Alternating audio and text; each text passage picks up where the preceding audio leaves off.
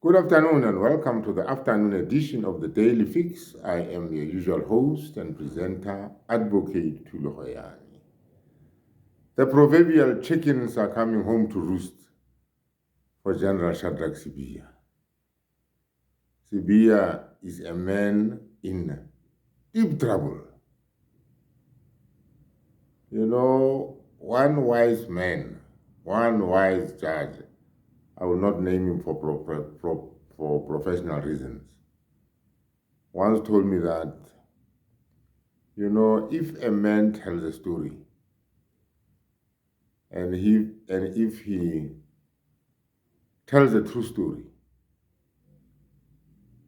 there is something you can read from his face. His face tells it all.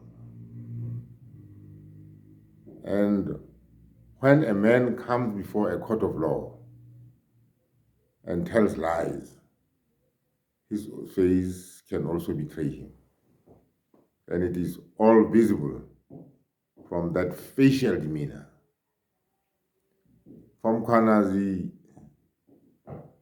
it has been a hectic appearance before the Parliamentary Ad Hoc Committee.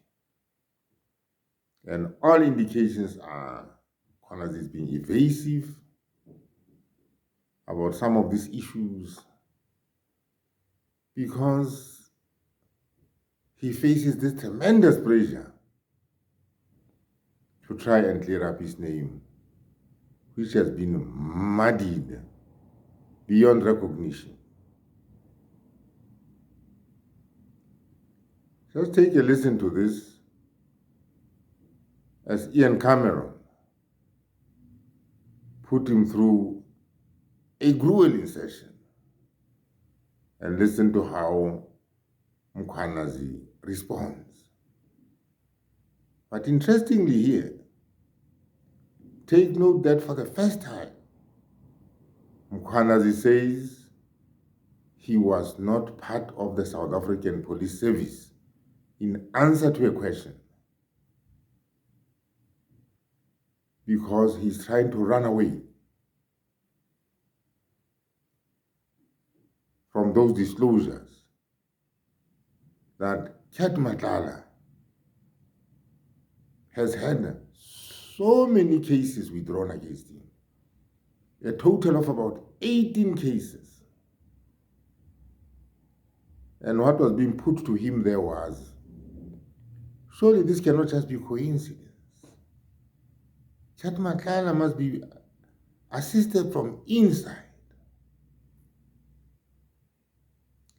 Take a listen to his answer. General, I want to refresh your memory on the cases of Mr. Cat Matlala. 2018, 11 Porsche, attempted murder, withdrawn. 2016, Sandton, possession of a firearm without a license and impersonation of a police officer, withdrawn. Silverton, 2015, carjacking and possession of stolen goods, withdrawn. Alberton, house robbery, withdrawn. Burglary, residential premises, withdrawn. Possession of housebreaking equipment, withdrawn. Common assault, cash in transit heist, not guilty, acquitted. Brooklyn, theft out of a motor vehicle, withdrawn. And so the list goes on. There are many, many more. What I'm saying to you, General, it's this physically impossible that he could have slipped the system.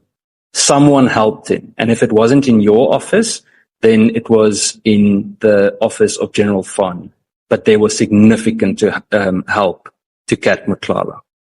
General, you've repeatedly blamed crime intelligence for operational failures. But I want to ask you whether you ever issued any kind of a formal directive to crime intelligence to target Cat Matlala or Brown Mokhotsi over the past 12 months. To start with, Chair, I don't think it is fair that all the records that the honorable member was reading here. I was not in the police, and the chair is saying, I wonder if it was not in your office or general funding. It's really unfortunate and it's not fair at all, because we are not accountable and responsible for people that are criminals. And if that is the case, why did the police give him a tender? I was not there. I don't know. So that statement, really, I don't accept it, Chair.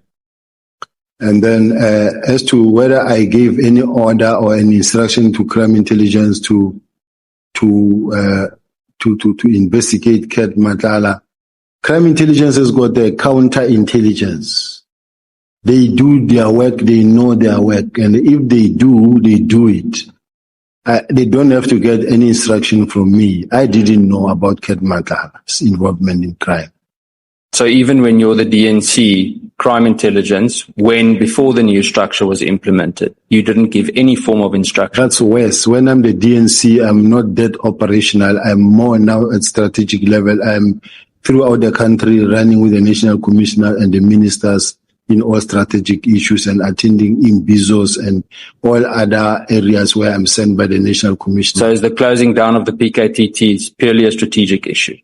The closing down of the PKTT, remember, it's an official instruction that came from the minister through the National Commissioner. So it is not a criminal thing, a side issue that happened somewhere in a corner, unknown. It is an open official thing that was happening. I'm not saying anything unknown, General. I'm asking whether you gave any instruction to crime intelligence. You explained that there's a false narrative that was being driven against you in the media. Did you ever task counterintelligence specifically to investigate such, especially with regards to the internal communication? You'd remember on the very famous 5th of March meeting, we discussed smear campaigns against people in the South African Police Service. But I think, Chair, crime intelligence head, the divisional commissioner, reported to me. But the officials under the divisional commissioner, crime intelligence, were not being tasked by me. I could not call a counter and say, come here, Mr. The national commissioner can do that. But in my case, there was no relationship with crime intelligence. There was no relationship with even the head of crime intelligence.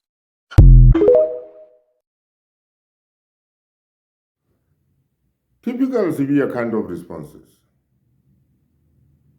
that have characterized the way he has testified before the commission.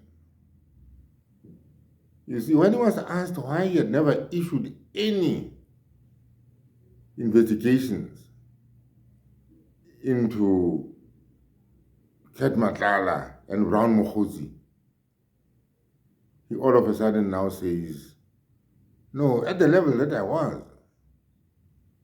was now into strategy and policy. I was not, at the level of operations. I did not even know Cat Matlala. So to answer that question, he quickly switches roles and says, no. You see, I was dealing with policy. Those issues were operational issues and had nothing to do with me. So it is unfair of you to try and ask me about issues of an operational nature. But you see, at some stage, he gets operational. You see, here he now says he was into policy and all that sort of thing. But sometimes he gets into operational things because he gets entangled in 121 dockets of the political killings task team. So as and when it suits him,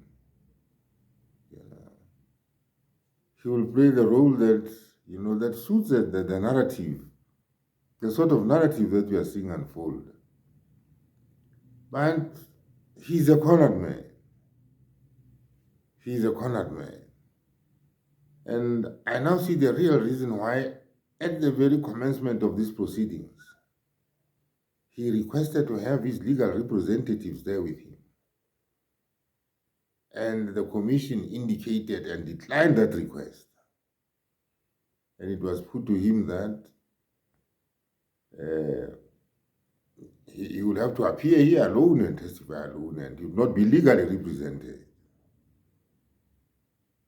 So the man is making a very clumsy job of it. You know, jokes have been made about him, about how inarticulate he is. I think it's because the people saw Mkhwanazi and how articulate Mkhwanazi, you know, came across, you know, as he gave testimony in the Matlala Commission. And then people look at General Shadrach SIBIYA and say, but he's not even half of what that man looked like. So there's that comparison being made. But otherwise, there's something, there's no smoke without fire. In that man's face, you know, I read something. But he's a man determined not to take responsibility at all costs. And it comes at no surprise, because there's a lot at stake for him. This whole thing, you know, can spiral out and end up in him losing his job, and even in some instances lead to criminal prosecutions. So there's a lot at stake here. And this is why this man must be so defensive. Having said that, let me thank you for watching this video and have a wonderful, wonderful evening.